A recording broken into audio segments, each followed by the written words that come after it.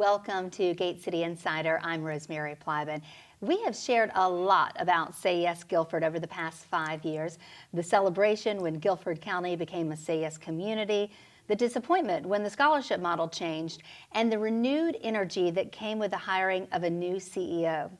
Now, 5 years after the first announcement, the organization is impacting lives of GCS students, graduates, and families, and poised to help invigorate our local workforce. Alice Moore is chair of the Say Yes Guilford Board of Directors. Welcome. Thank you, Rosemary. Thanks so much for being with us. My pleasure. How did you first become involved with Say Yes Guilford? Oh, wow. I had been a long-time board member of the Guilford County Partnership for Children, and therefore was asked to join the effort to bring Say Yes to Guilford County.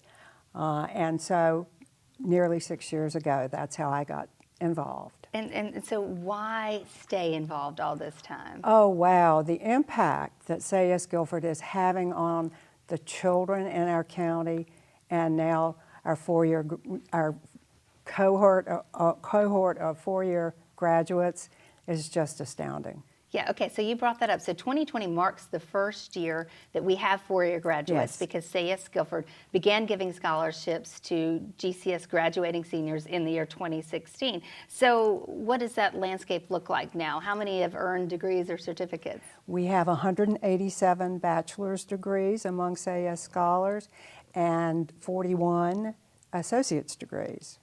So at every level, they're earning Right. degrees. Right. And that's not including those who are working toward degrees true. right now. So That's I know true. it's a big impact of Yes. scholarship dollars. But there's also, I know what's really important to you is particularly lifting up students in the schools so that they're even eligible for scholarships, or even have it, I guess, even as a point of reference that they might go to college. That's right. I was talking to a young woman the other day, and I asked her where she was in school, and she said she was working at GTCC. And I said, well, are you familiar with Say Yes Guilford? Mm-hmm. And she said, oh, yes. They helped me with my FAFSA and other financial aid. They helped my parents work through all the paperwork. So the post-secondary counseling that the Say Yes Guilford staff does is incredible, not only with the students, but with their parents. And I know they do ACT and SAT Yes. workshops, Yes. and they go to school visits, and, Right. and as you said, that one-on-one counseling Yes. is really invaluable. What about for younger students? We have such a wonderful, successful program called HELPS that we piloted in 2 elementary schools and an after-school program last fall to help tutor students in reading. And as a result of that, we had so much success. The students all met their growth, expected growth, and 2/3 of them exceeded expected growth in reading. So it was a fabulous success. Okay, and so why the focus on reading? Why we know reading's important, Right. but why is it so critical as far as graduation and in post-secondary career? It's absolutely essential to be successful in school and in life. You really can't.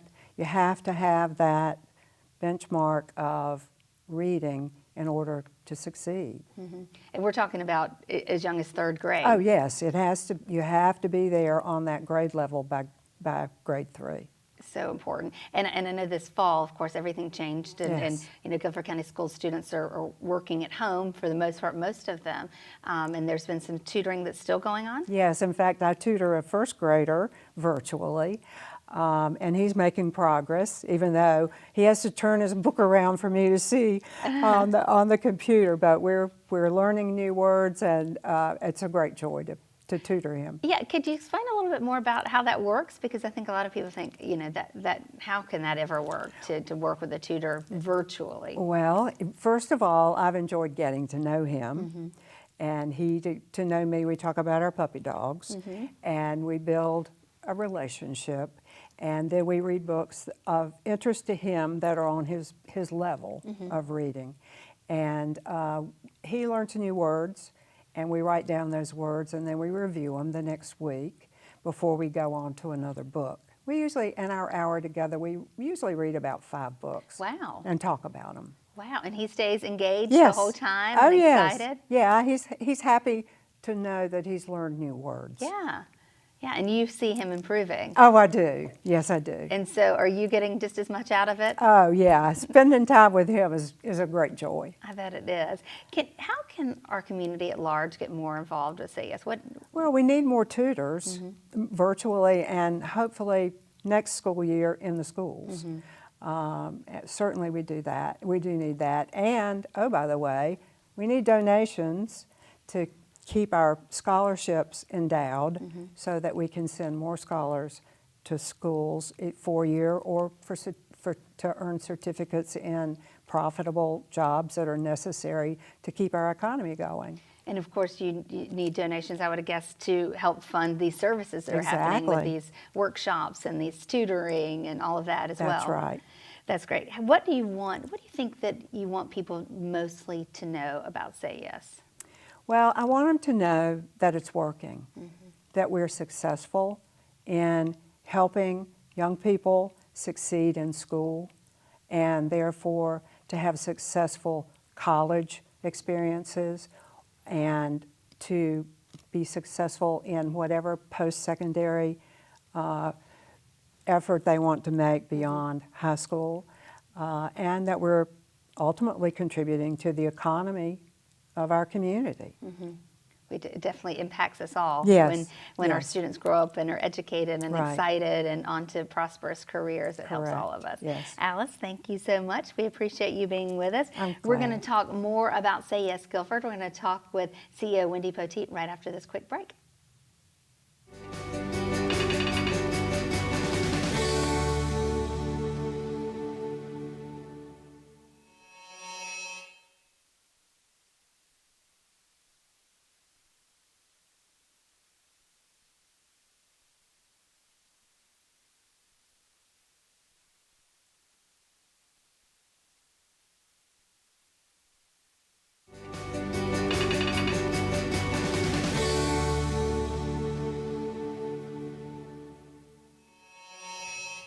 Welcome back to Gate City Insider. Today we're catching up with our friends at Say Yes Guilford, and we have Wendy Poteet, President and CEO. Hello, good to see you again. Good to see you, Rosemary. Okay, so you've been with the organization 18 months now. Share some highlights.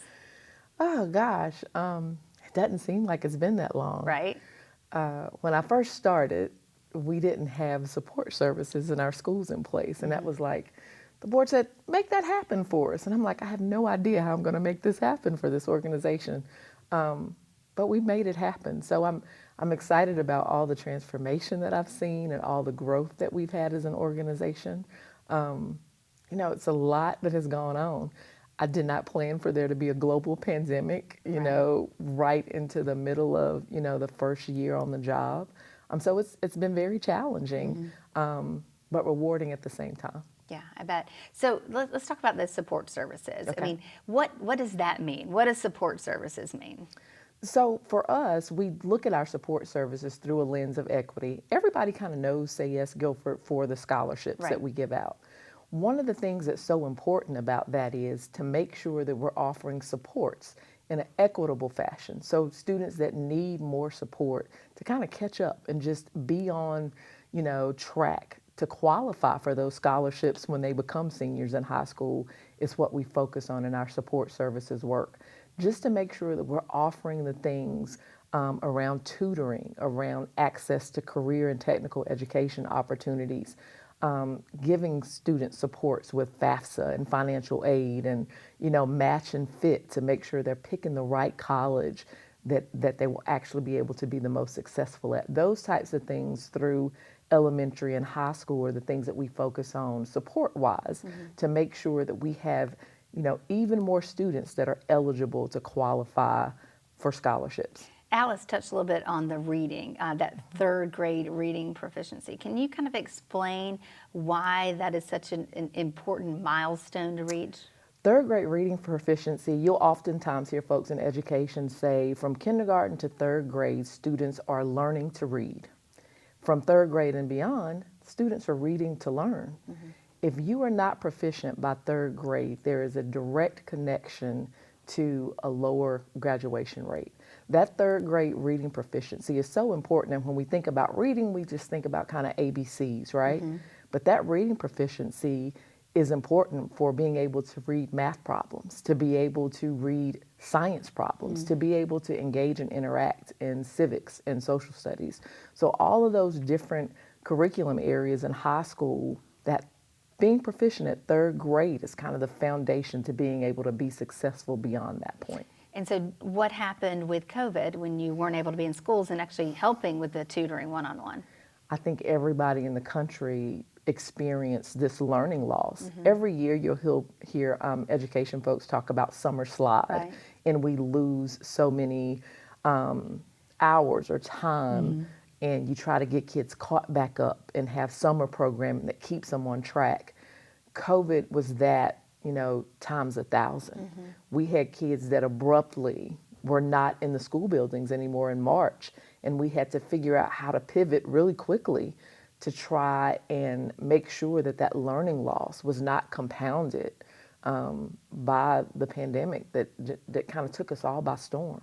And so you had some of this virtual tutoring like Alice is doing with Right, kids that's right. picked up this fall and I think plan to for- expand that. Yeah, I think for our staff, of course we have the elementary, middle, and high school things that we do. So we had to figure out kind of 3 facets of what we were going to do. The high school piece for us was pretty easy to pivot because we have an extraordinary staff that had experience with webinars and kind of these online platforms. So we were able to pivot those things. For middle and elementary, it was a little bit harder because you have to recognize that these are younger students that have a hard time sometimes even logging onto a computer Right. by themselves. So it was a little bit more difficult. Our tutoring program actually had to halt when the students were not in school. And luckily, we had planning time during those times, and the virtual tutoring took shape from making sure that we were still going to be able to give those students access to the tutoring. So the virtual tutoring program is a huge success. We had over 350 students registered for that, and over 100 volunteers from the community that actually helped in that virtual tutoring program. So we see kids, so the tutoring program is actually 3 components. So the HELPS program that we talked about earlier, we implemented that with our kids kindergarten through 2nd grade, and we used our federal work study students to do that. And that's what our work study students were doing in the fall and the spring when the pandemic hit. So we had people trained and ready to go once we were up and running virtually. And then for our kids, just kind of kindergarten through 5th grade, we did kind of a general tutoring where they can get on, like with Alice, and read for an hour books that they like that are grade level appropriate if they need help with a math problem. But just spending that hour of time really giving parents a little bit of a break, Yeah. but also interacting with kids in a different way. And then for our middle school, 6th through 8th grade, we did kind of a group dynamic with a community partner, A+ Test Prep, and they offered a 2-hour time block. So if you were registered in middle school, you would log on, you'd get some very personalized math, interventions, because when we polled folks, math was kind of what we needed 6th through 8th grade. Yeah, that's where it kind of ticks up a Right. notch. Yeah. And we also knew that, as a community volunteer and doing tutoring myself, I knew that I could not help with 8th grade math, right? So we knew that we needed a professional service Right. to do that. And while they focused on math, there was still the ability to break out. So if you had an English question or a science question, A+ was able to help with that as well. That's great. Right. And so let's talk a little about middle school. So a little bit more on middle school. I know that the plan is to kind of get more services to those students. Right. So the plan was to implement our middle school services in the spring, Right. and of course, pandemic. You hear folks say that all the time. It kind of halted what you're doing. So this spring, we're focusing on middle schools, but we believe at Say Yes, we know that our high school students are getting exposed to careers and thinking about college, but we believe that that's a little bit too late. So we wanted to take the district's vision of career and technical education and expand that out into the lower grade level. So giving those middle school students the ability to participate in profilers and kind of understanding the workforce and what's available there. While we are a scholarship program, we don't want to push all of our students to a 4-year school because everybody is not equipped or designed to go to a four-year school. So we want to offer those different options. While we know that, college is important and those four-year degrees are important, we also know that we want to see certificate attainment. We want to see folks that are going straight into our workforce. I know a child that graduated with my son in 2018 that got his certification this last year in welding, and he's making $70,000 a year. Right. So while he didn't go on to a four-year school, he doesn't have any student loan debt, and he's making $70,000 a year. So that's important to us as an organization as well. And just exposure, because you only know what you Absolutely. see. I mean, Right. if your mom is a doctor and your dad drives a truck, those are the careers you see every day. And you Right. might not know what So, else is out there. Yeah, we surveyed our elementary school students and just, ask them, what do you want to be when you grow Right. up? And it's like they want to be a doctor, they want to be a lawyer, and these days and times they want to be an influencer or a Yeah. YouTube star. And of course, professional athlete already, Always. always comes up in the conversation. But giving them exposure to different jobs and opportunities is so important, because if you have a very small field of what you see and what you know about, then that's kind of the things that you're going to focus on. So we want to make sure that we're expanding that exposure opportunity for students. And so then when they get to high school and they have a better idea of maybe what they want to do, Right. what is SAYS doing to support those high school students on those different pathways? Right. So once they get into high school, one of the great things that we implemented over the course of the last year was our one-on-one consultations with our scholarship team. And they're really great at talking about, one of the things you'll hear us often talk about is match and fit. A lot of times people have in their minds that there is one college that they have to go to and they can't do anything different. We try to talk to kids about GTCC, about our local options, but we also try to talk to them about what is the best match for you. If you want to go to college to be an engineer, we have one of the best engineering schools in the country right here in Greensboro. Let's talk about an HBCU. So trying to talk kids through those things, but also helping students and families to fill out, their FAFSA form. The federal student aid form is a bear to fill out, and it's very complicated. So we offer webinar series on how to fill those FAFSA forms out, kind of line by line. Right. Because a mistake in a FAFSA can cost you scholarship dollars. And while we're a last dollar tuition scholarship, we recognize that because we do not pay for everything, it is also our responsibility to help students find additional outside scholarships to make sure that we are lowering that student loan debt as much as possible. And of course, this leads us to scholarships. And we've been talking all this time, not about scholarships at all, but the scholarship impact has been really big for Guilford County Schools graduates. Right. We have over 2,100 students that have benefited from Say Yes since the inception here in Guilford County. The overall impact has been more than $28 million. Wow. And that comes from our partnership with the private school compacts, as well as every public college and university in North Carolina. The private school compact is something that we have started to talk about more and more, and it's very impactful for families that have students that want to go onto a private school that makes $75,000 a year or less. Lots of times, if you make $75,000 a year less, you're not really thinking about going on to a private university, Right. because you don't think that you can afford it. We know that we have not created the grants and the things that these colleges give out, but having the access to the education and knowing that that is an opportunity is something that we promote as an organization. It's kind of like what you talked about, those middle school Right. students. The exposure to hear that it's possible makes it something that you think about and can strive to do. Right. And and just in this graduating class alone, we've had a young lady to graduate from Harvard. Yeah. We had a guy to graduate from Stanford. So our students from Guilford County are participating in these programs that are available to them and taking advantage of, these compact scholarships that we have. I was in the nail salon and the girl said, "Are you the Say Yes lady?" And I'm like, "I think I might be the Say Yes lady." And she was so thankful. She goes to GTCC. She's transferring to Winston-Salem State for her nursing degree. But she was so excited about the fact that our staff was able to talk her through, because she thought, I have to go to NC State. Right. And she realized that, going to the community college here first made much more sense for her and her family financially, and that she can then transition from that 2-year college, from the 2-year to the 4-year. So it was exciting to talk to her. That is exciting. You need a button that says, yes, I am, say yes. Yes, I am, say yes.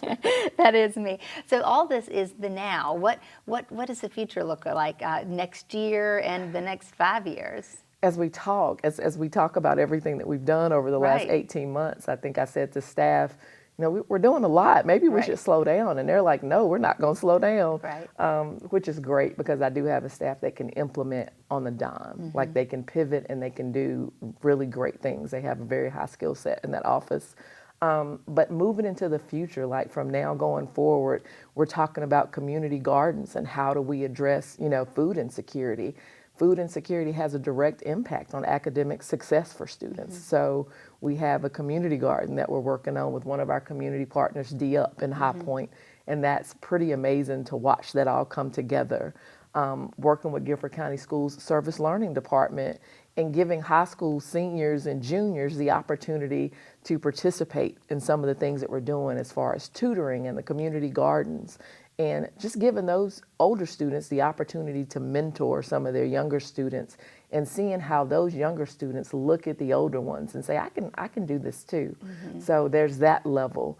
And then thinking about our virtual tutoring, like we will continue to do some of that work in the spring because, right now it's kind of up in the air when our kids are going back to school. So we have committed to continuing to do the tutoring in the spring. And for us, really thinking about our alumni a lot more since we had our first graduating class, how do we plug these alumni back in and help them to mentor the students that are now in college? So creating that alumni association is pretty exciting. And one of the other cool things that we're doing is something that we're calling our Athletes for Education, which is an affinity group. And a lot of people think when you say Athletes for Education, we're going to be asking athletes for money. And really and truly, that's not what it is. We have a huge assortment of athletes from the NBA to the NFL to NASCAR to soccer and tennis that have graduated from Guilford County schools. Yeah. And, it's pretty cool to sit down and talk to these athletes and talk to them about the importance of education. While kids idolize them for what they do on the court and the field, we thought it would be pretty cool to get kids to think about and hear from these people that they idolize how important education is. So we are starting a blog post with those athletes this month, and then that's going to transition into a national podcast in the spring. So we're excited about it. And, our very first edition will be with Bam Adebayo, who graduated from a Guilford County, a local school here in Guilford County. And to hear him talk about how excited he is about education and wanting to be a sports broadcaster and going back to Kentucky and finishing his degree is something so amazing. And you talk to him a week after the NBA Finals, and he, knows about Say Yes and talks about the importance of Say Yes and what it means to kids that won't have the ability to go to school on a full athletic scholarship. Right.